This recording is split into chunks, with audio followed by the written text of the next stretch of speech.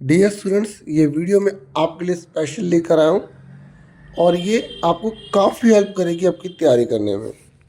तो आप इस पेपर को देखकर प्रैक्टिस कर सकते हैं, आइडिया ले सकते हैं। इसी प्रकार से आपको पेपर रहने वाला है। लेकिन जैसे कि आप जानते हैं कि क्वेश्चन हमेशा न्यू होते हैं, ठीक है। तो मैं आपसे इस वीडियो में इसी पेपर को समझा रहा हूँ और हमारे पास ऑफिशियल आंसर की है, तो हम वो भी डिस्कस कर सकते हैं इसमें, ठीक है। तो देखिए, पहला क्वेश्चन यहाँ पर क्या है। पहला क्वेश्चन है, ये हिंदी में है, ये इंग्लिश में है, और जिन बच्चों को खुद आते हैं ना वो अपने अपने आंसर मैच कर लेगा। देखिए, पहला क्वेश्चन है, जीवाश्मी ईंधन का निर्माण सजीव प्राणियों के मृत अवशेषों से होता है।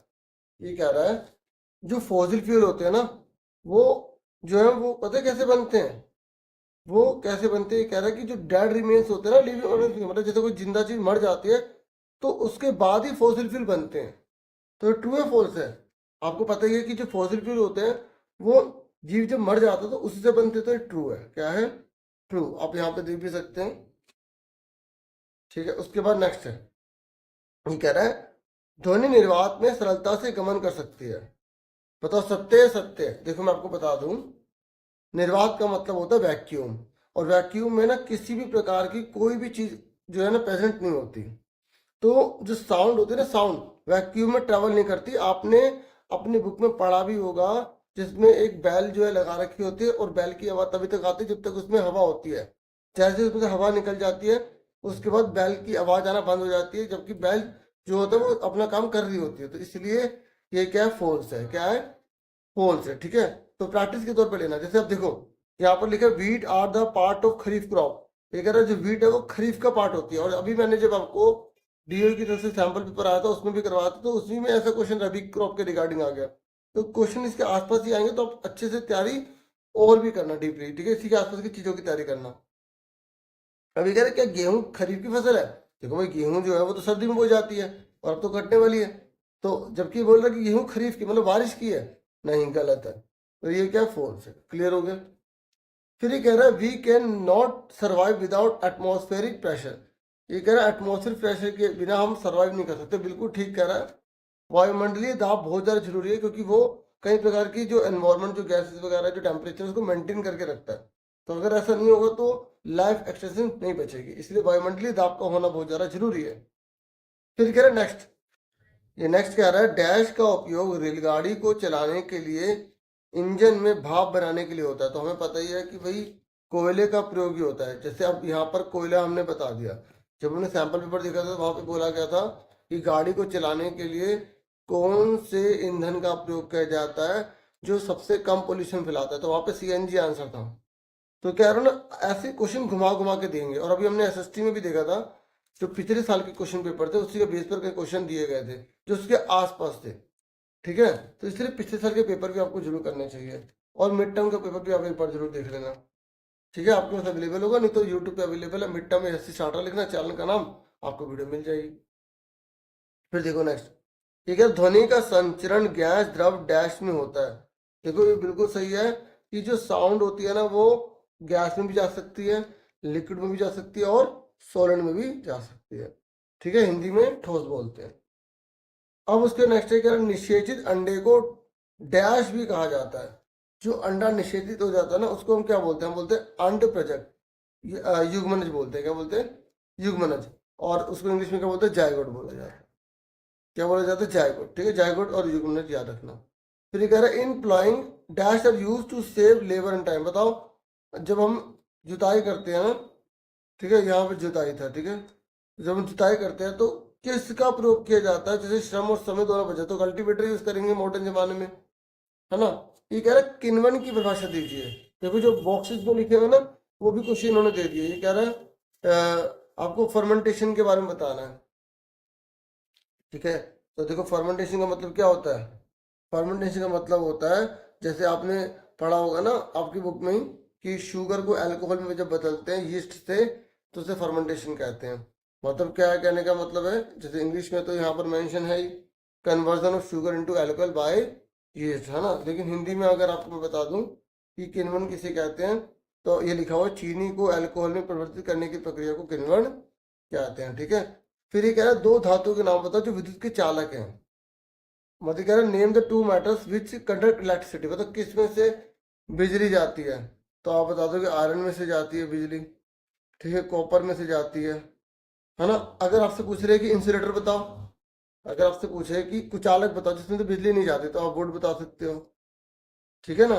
आप प्लास्टिक बता सकते हो, इस तरीके से आप एग्जाम्पल दे सकते हो। फिर उसके बाद नेक्स्ट क्वेश्चन है यहाँ पर, ये कह रहा है यदि एक आपतित कोण 30 डिग्री का है तो परिवर्तन कोण कितने का होगा। ये कह रहा है अगर इंसिडेंट एंगल 30 डिग्री का है तो एंगल ऑफ रिफ्लेक्शन कितने का होगा। देखो आपको इसके लिए रूल पता होना चाहिए।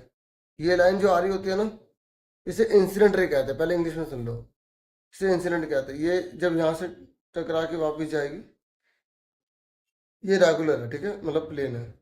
ये जो आ रही है इसे इंसिडेंट कहेंगे, ये जो जा रही है इसे रिफ्लेक्टेड कहेंगे, और बिल्कुल बीच में नॉर्मल रे होती है। क्या होती है? नॉर्मल रे। तो ये आई होता है और ये आर होता है,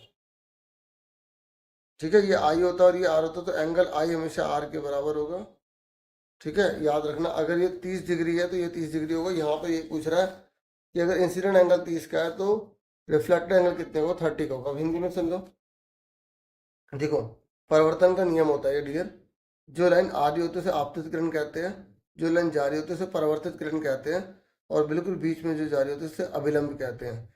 तो अभिलंब और आपतित किरण के बीच के कोण को आई बोलते हैं, आपतन कोण कहते हैं। अभिलंब और परावर्तित किरण के बीच के कोण को आर बोलते हैं। क्वेश्चन पूछ भी लेता है कि आपतित कोण कौन सा होता है, परावर्तित कोण कौन सा होता है। तो ये आई बराबर आर के होता है, एंगल आई बराबर एंगल आर के होता है। क्लियर हो गया? ठीक है, तो समझ में आ गया। तो इसका उपयोग, अच्छा ये तो अगला क्वेश्चन है, तो ये 30 का है तो ये भी 30 का होगा। अब 12th क्वेश्चन देखिए, ये कह रहा है आंतरिक निषेचन करने वाले दो जंतुओं के नाम लिखिए। तो आंतरिक निषेचन करने वाले दो जंतु कौन से? मानव और गाय, ठीक है। तो पता है आंतरिक निषेचन किसे कहते हैं? जब बच्चा शरीर के अंदर ही डेवलप होता है, अंदर ही बनता है, जैसे इंसान हो गए, गाय हो गई, ठीक है, बकरी हो गई, इस तरीके से।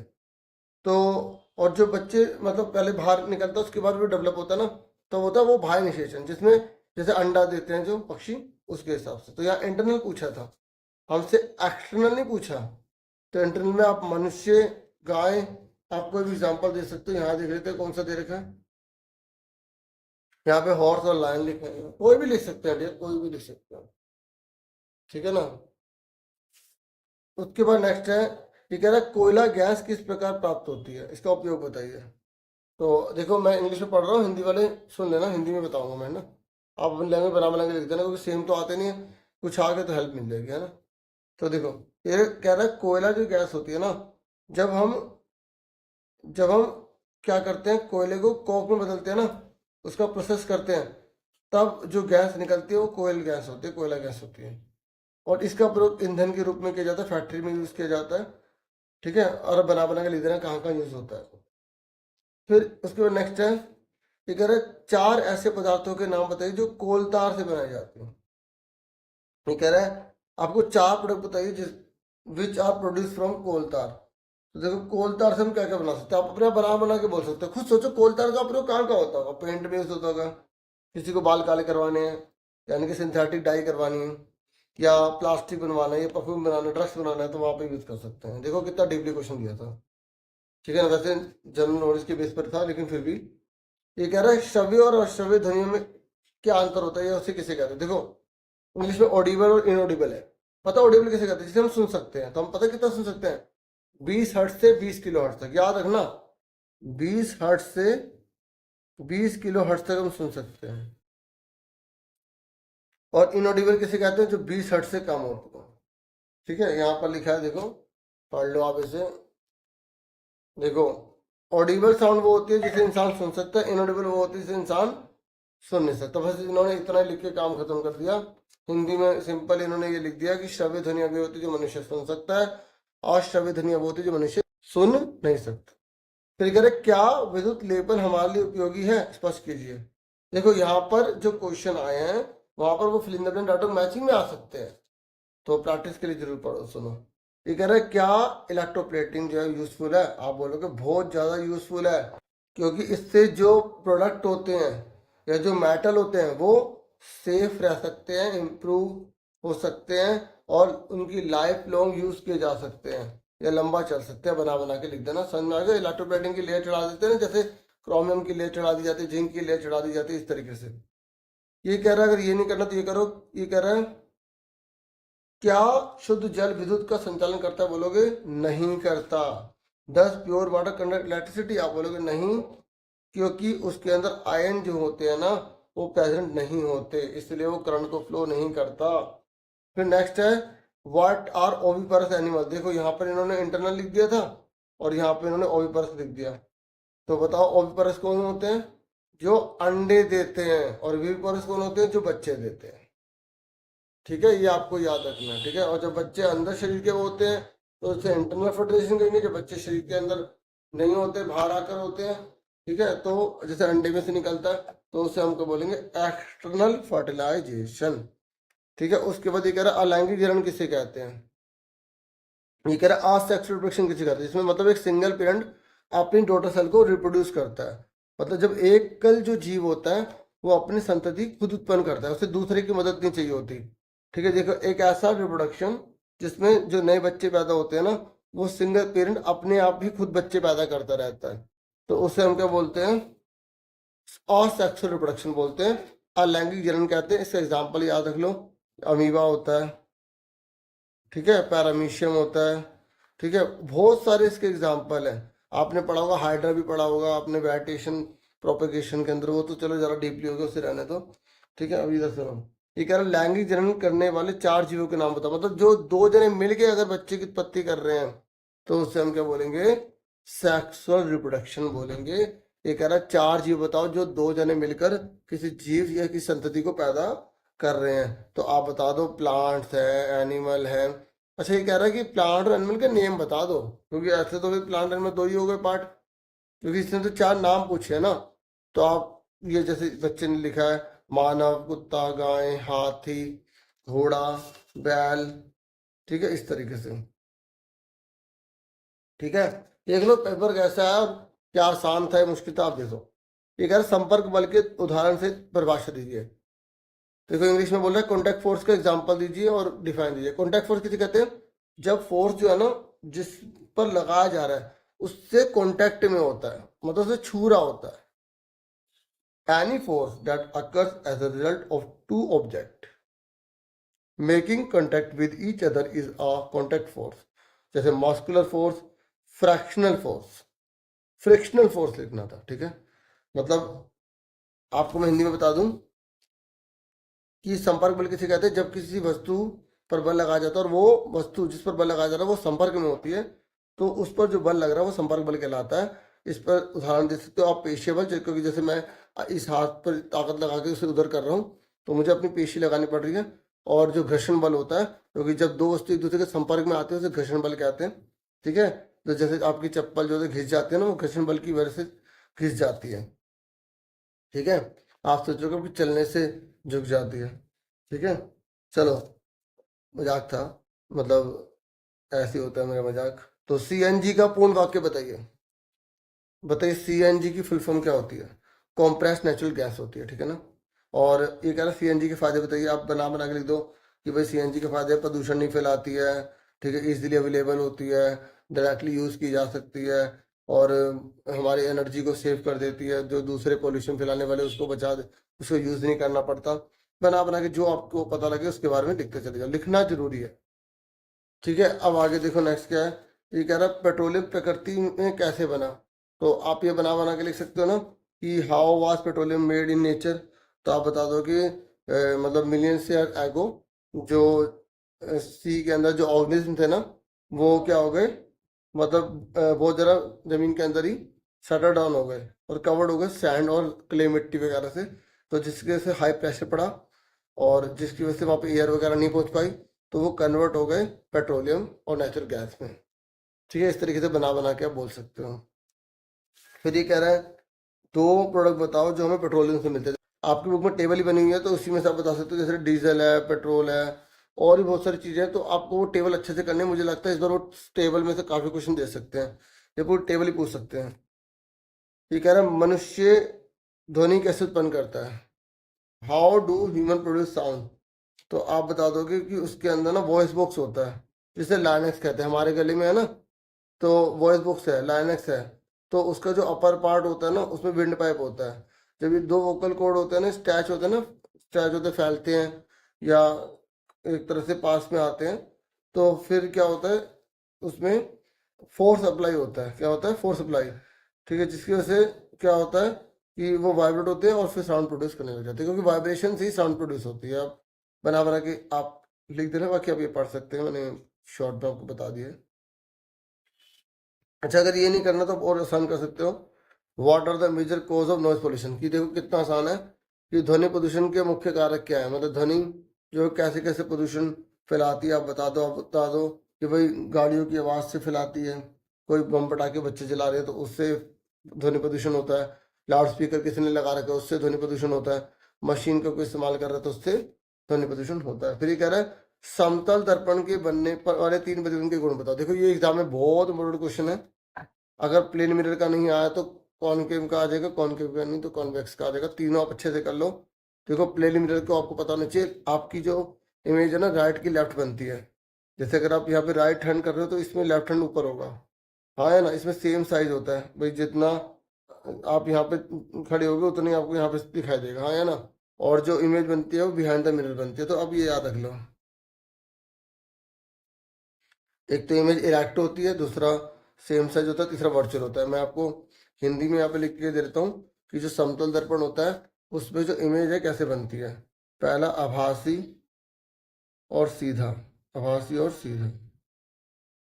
दूसरा इसमें, दूसरा इसका गुण ये है कि समान आकृति की बनेगी, समान आकृति की बनेगी। तीसरा दर्पण के पीछे बनेगी, दर्पण के पीछे बनेगी, ठीक है। और इंग्लिश में तो मैंने आपको दिखाई दिया, यहाँ पर मेंशन किया गया है। फिर उसके बाद देखो ये कह रहे दाब किसे कहते हैं और उसका सूत्र भी लिखिए। तो आपको याद रखना है, जब किसी प्रति इकाई क्षेत्र पर बल लगाते हैं ना, प्रति इकाई क्षेत्र पर, तो उसे हम दाब कहते हैं। क्या इंग्लिश में बोलेंगे? The force acting on a unit area of a surface is called pressure. ठीक है, तो अगर आपसे कोई पूछेगा प्रेशर किसे कहते हैं, तो प्रति इकाई क्षेत्र पर लगने वाले बल को दाब कहते हैं। इसका फॉर्मूला क्या होता है दाब का? दाब का फॉर्मूला होता है फोर्स अपॉन में एरिया। ठीक है, याद रखना, फोर्स अपॉन में एरिया। हिंदी में क्या बोलते हैं? बल बटे में क्षेत्रफल, क्योंकि इसका न्यूमेरिकल भी एग्जाम में आपको दे देगा। ये कह रहे क्या द्रव और गैस भी दाब डालते हैं? आप बोलोगे हाँ, क्यों नहीं डालते, डालते हैं वो भी। पर इसने ये तो पूछा नहीं क्यों, तो बस इतना लिख के छोड़ देंगे। ठीक है, क्योंकि जो सिलेंडर होता है, जैसे हम कुछ हल्का सा करते हैं इसमें एकदम गैस बाहर नहीं निकलती, निकलते नहीं निकलती, तो वो प्रेशर ही तो कर रही है। और कुकर में देखो प्रेशर कुकर क्यों नाम रखा गया, कितनी गैस होती है तो उसकी वजह से तो सारी चीज़ें पक जाती हैं। चलो अब देखो एग्जाम में 12 नंबर पे कैसा क्वेश्चन रह रहा है। यहाँ पे इन्होंने मैचिंग के फॉर्म में दिया, अब इस तरह देखो कैसा आता है। तो मैचिंग में देखो कैसा क्वेश्चन दिया, ये कह रहा है कि जो नमक है वो यहाँ पर किस जगह यूज होगा। अब देखो, अब यहाँ पर तो कुछ अलग दिया है, उसमें आपको जो पेट्रोलियम वाला जो चैप्टर है उसमें से क्या पता ऐसे बना के दे दे। ठीक है ना, तो अब देखो ये मैचिंग है, आप देख सकते हो। ये नहीं करना तो आप यहाँ नीचे है, इसमें आपको क्या करना है, स्टेटमेंट दे रखे अंडरलाइन करना, से करेक्ट करना, गलत वर्ड लिखा होगा। ठीक है ना, तो मैं फटाफट इसको करवाता हूँ। देखिए यहाँ पर इसने बोला साधारण नमक, तो देखिए साधारण नमक किससे जुड़ा हुआ है, मतलब नमक का प्रयोग किसको बचाने के लिए करते हैं। तो नमक का प्रयोग किस लिए करते हैं? मांस और मछली को बचाने के लिए करते हैं। इंग्लिश में देख सकते हो कॉमन सॉल्ट का यूज़ किस लिए करेंगे हम? मीट और फिश को बचाने के लिए। शुगर का प्रयोग किस लिए करेंगे? जैम्स और जैलिस में यूज़ करेंगे, हाँ या ना, यस या नो। उसके बाद विनेगर का प्रयोग कहाँ करेंगे, किस में बचाने के लिए करेंगे विनेगर का? अचार में। टेट्रासाइक्लिन का प्रयोग किस लिए करेंगे? टेट्रासाइक्लिन क्या है? एंटीबायोटिक है ना। तो अगर आपसे देखो क्वेश्चन घुमा के पूछ ले, मान ले पूछ ले कि भाई जैम और जैली में को सेव करने के लिए क्या यूज़ किया जाता है? शुगर यूज़ की जाती है। एंटीबायोटिक का एग्जाम्पल दो, तो यहाँ टेट्रासाइक्लिन याद कर लो। तो मतलब जो क्वेश्चन हम पढ़ते हैं उसी के कई क्वेश्चन बनकर आ सकते हैं। ठीक है, नमक का प्रयोग कहाँ का किया जाता है ऐसे आप बता सकते हो। ठीक है, उसके बाद वायरस, तो ये वायरस कौन है? एड्स एक वायरस है। और प्लाज्मोडियम क्या है? मलेरिया प्लाज्मोडियम है। ठीक है, तो इस तरीके से ये हमारा कंप्लीट होता है। क्लियर हो गया? देखिए मैं पढ़ता हूँ इसके और वाला, है ना। तो यहाँ पर रेखांकित जो शब्द है ना उसको आपको ठीक करके लिखना है। तो ये कह रहा है जब रोग कारक सूक्ष्मजीव हमारे शरीर में प्रवेश करते हैं तो उनमें लड़ने के लिए हमारा शरीर प्रतिजैविक उत्पन्न करता है। ये कह रहा है when a disease carrying microbes enter our body the body produces antibiotics to fight the invader. तो यहाँ पर पता है क्या आना था, एंटीबॉडीज आना था। या तो आप एंटीबॉडी लिख दो अगर आप सिमिलर लिखोगे तो, नहीं तो आप एंटीबॉडीज भी लिख सकते हो। ठीक है, तो आप हिंदी में क्या बोलते हैं, एंटीबॉडीज ही लिखा होता है। ठीक है, बाकी एक बार हिंदी में मैं भी बताता हूँ, ये देखता हूँ बॉडीज एंटीबॉडीज। ठीक है, तो प्रतिरक्षा, प्रतिरक्षा बोलते होंगे शायद, प्रतिरक्षक। ठीक है, प्रतिरक्षक एक बार चेक कर लेना। ओके, उसके बाद नेक्स्ट है यहाँ पर जुकाम एक असंचरणीय रोग है। भाई जुकाम तो अगर कोई छींकेगा तो दूसरे को हो जाएगा, तो ये क्या हुआ, संचरणीय रोग हुआ ना। तो बस आ हटा देंगे, क्या हटा देंगे, आ हटा देंगे। क्लियर। ठीक है, यहाँ पर क्या आ जाएगा, common cold is a communicable disease, non हटा देंगे। ठीक है, फिर ये कह रहा नेक्स्ट, गेहूं की रस्ट जीवाणु से होने वाला रोग है। तो जो गेहूं की रस्ट होती है वो किससे होती है, देखो आपकी बुक में बनी हुई है टेबल, उसी को देखकर आपको बताना था। तो उसका आंसर जो है ना, जो बैक्टीरिया नहीं है वो फंगी है। ठीक है, उसके बाद नेक्स्ट है, ये कह रहा है मलेरिया डैश के काटने से होता है। मतलब कुत्ते के काटने से थोड़ी होता है मलेरिया, मलेरिया तो जो मच्छर के काटने से होता है। ठीक है, तो मॉस्किटो लिख देंगे। ठीक है, मतलब मच्छर लिख देंगे, मच्छर। हिंदी वाले हिंदी में लिख देना। फिर नेक्स्ट कह रहा है कि पाश्चीकरण में दूध को 4 डिग्री सेल्सियस पे गर्म करते हैं, नहीं 70 डिग्री सेल्सियस पे करते हैं। ठीक है, उसके बाद कह रहे हैं चिकन पॉक्स जो होता है वो बैक्टीरिया से होता है, नहीं वो वायरस से होता है। किससे होता है, वायरस से होता है। ठीक है, तो आपको छोटी छोटी बातों को ध्यान में रखना ताकि बच्चे स्कोर कर पाए। उसके बाद देखो फिर क्या है, क्वेश्चन आया एग्जाम में, यहाँ पर पैसेज आई है, आपको पैसेज को पढ़ के आंसर देने हैं। जैसे कह रहा है देश के विभिन्न भागों में विविध प्रकार की फसलें उगाई जाती हैं। ताप आर्द्रता और वर्षा जैसी जलवायु परिस्थितियां एक क्षेत्र से दूसरे क्षेत्र में भिन्न है। इस विविधता के बावजूद मोटे तौर पर फसलों को 2 वर्ग में बांटा जाता है। देखो हमें हिंट मिल गई। देखिए अब इंग्लिश में पढ़ देते हैं, कह रहा है कि कई प्रकार की क्रॉप्स की वैरायटीज होती हैं और जो कंट्री के अंदर अलग पार्ट्स में ग्रो की जाती हैं। क्लाइमेटिक कंडीशन, चलो टेम्परेचर, ह्यूमिडिटी, रेनफॉल, ये सब डिसाइड करते हैं। और मेजरली जो है ना इंडिया में 2 प्रकार की क्रॉप पैटर्न को फॉलो किया जाता है ना। तो ये कह रहा है which one is not a kharif crop. अब देखो लिखा कुछ हो रहा है, पूछा कुछ हो रहा है, तो वही है ना, जिस बच्चे को नॉलेज होगी वही बता पाएगा। ये कह रहा है कौन सी खरीफ क्रॉप नहीं है, यानी कि आपको पता लगाना है कि कौन सी रबी क्रॉप है, यही तो मतलब हुआ। Which one is not a kharif crop. तो देखो कॉटन भी खरीफ है, पैडी भी खरीफ है, मेज भी खरीफ है, तो बचा क्या, मस्टर्ड बचा, तो सरसों आ गया। ये कह रहा है कौन सी खरीफ फसल नहीं है, ये कह रहा है रबी की फसल कब बोई जाती है। देखो मैंने आपको बताया था अभी पहले भी कि सर्दी में बोते हैं। अब सर्दी इनमें से कब होगी, तो सर्दी होगी जो है रबी की फसल में, ये अक्टूबर से मार्च के बीच में। ठीक है, फिर उसके बाद फिर बाद में से काटने शुरू कर देंगे, है ना। तो बाकी तो देखो जनवरी से अप्रैल आ गया। ठीक है, तो ये बहुत ज़्यादा आगे हो जाएगा, सर्दी तो इसमें भी होती है। ठीक है, लेकिन हमें ये बताना है आंसर, ये आंसर जो करेक्ट है फिर वही होगा ना। फिर उसके बाद कह रहा है which one is not a step of agriculture, मतलब किसमें इसमें से कौन है जो एग्रीकल्चर का स्टेप नहीं होता। क्योंकि आपने एग्रीकल्चर के स्टेप पढ़े होंगे ना, क्या बारिश होता है उसमें स्टेप, नहीं ना। बारिश तो चाहिए होती है अगर सिंचाई से बचना है तो, है ना। ये कह रहे खाद एक कार्बनिक पदार्थ होती है, बताओ। हाँ भाई, खाद जो होती है ना वो ऑर्गेनिक होती है। क्यों होती है ऑर्गेनिक, क्योंकि वो पर्यावरण को नुकसान नहीं पहुंचाती। हाँ है ना, खाद जो होती है वो ऑर्गेनिक होती है। तो ये कह रहा है कि अब आपको बताना है कि जो किससे प्राप्त होते हैं, खाद किससे मिलती है। भाई देखो पौधों के वेस्ट से मिलेगी, जानवरों के वेस्ट, दोनों से मिल जाएगी। तो फैक्ट्री में तो बनती नहीं है खाद भाई, तो इसका आंसर दोनों ही आ जाएगा। ठीक है, उसके बाद जो है नेक्स्ट क्वेश्चन है हमारा, यहाँ पर देखो फिर से पैसेज आई है, इसको पढ़ के आंसर अपने आप ही बताना है। अगर हम जानते हैं कि कंपास की सुई एक छोटा चुंबक है जो उत्तर दक्षिण दिशा में इंगित करती है।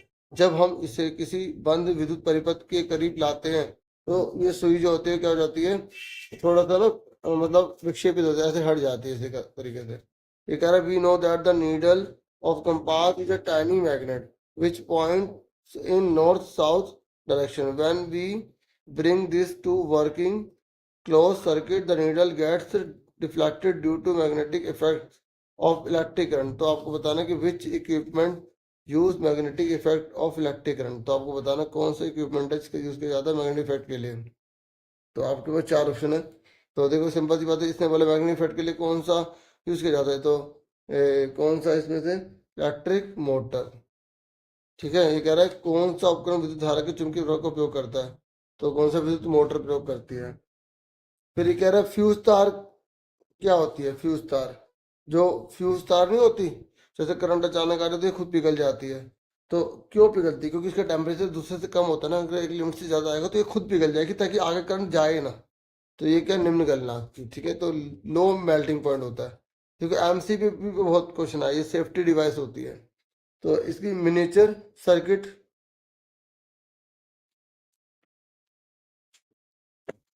ब्रेकर, ठीक है, मिनिएचर सर्किट ब्रेकर, ये आपको याद रखने फुल फॉर्म। तो ये कह रहा है कि जो इसका यूज होता है is use in house to, बताओ क्यों यूज किया जाता है, वोल्टेज को इंक्रीज करने के लिए, करंट को इंक्रीज करने के लिए, ठीक है, या जो है ये ब्रेक द सर्किट को तोड़ने के लिए यूज होती है, या बहुत बी एंड सी। तो देखिए ये सिर्फ बी है, ये सर्किट को तोड़ती है, एमसीबी जो है ना नीचे गिर जाती है, जैसे बिजली या करंट ज़्यादा फ्लो होने लग जाता है, ताकि आग लगने करंट फैलने से बच जाए। अगर कंपास की सुई क्या बताती है, तो देखो सबको हमें पता है कि कंपास की सुई कौन सी डायरेक्शन बताती है, नॉर्थ और साउथ बताती है। तो इसका आंसर क्या है, डी आर। ठीक है, उसके बाद नेक्स्ट क्वेश्चन देखो, फिर से एक पैसेज के रूप में दिया गया, हमें कंसेप्ट पढ़ना है। अगर हमने गोले दर्पण के मामले में देखा है कि वस्तु की विभिन्न स्थितियों के लिए प्रतिबिंब की प्रकृति और आकार बदल जाता है, हाँ या ना। ना, तो आपने पढ़ा ना गोले दर्पण के बारे में पढ़ा है।